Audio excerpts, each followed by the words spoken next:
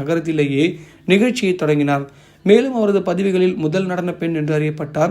அதன் பின் அவரது புகழ் படிப்படியாக நாடு முழுவதும் பரவியது. மேலும் அவர் 1910 விக்டோரியா பப்ளிக் ஹாலில் நிகழ்ச்சிக்காக சென்னைக்கு வந்தபோது அவரது இந்துஸ்தானி மற்றும் உருது பாடல்கள் பார்வையாளர்களை மிகவும் கவர்ந்தன.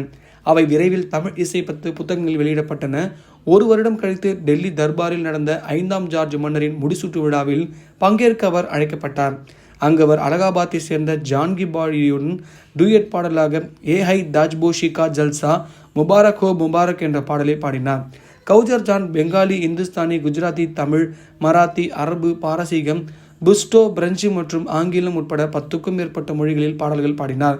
அவர் அனைத்து நிகழ்ச்சிகளிலும் இருந்த சுவாரஸ்யமான அம்சம் என்னவென்றால் அவர் எப்போதும் மை நேம் இஸ் கௌஜர் ஜான் என்று கூறிய நிகழ்ச்சியை முடிப்பார். கௌஜர் ஜான் பற்றி உங்களுக்கு தெரிஞ்ச விஷயங்களை கமெண்ட் பாக்ஸில் பதிவு பண்ணுங்கள். மறக்காமல் நம்ம சினி ஜங்ஷன் சேனலை லைக் பண்ணி, ஷேர் பண்ணி, கமெண்ட் பண்ணுங்கள், சப்ஸ்கிரைபும் பண்ணுங்கள்.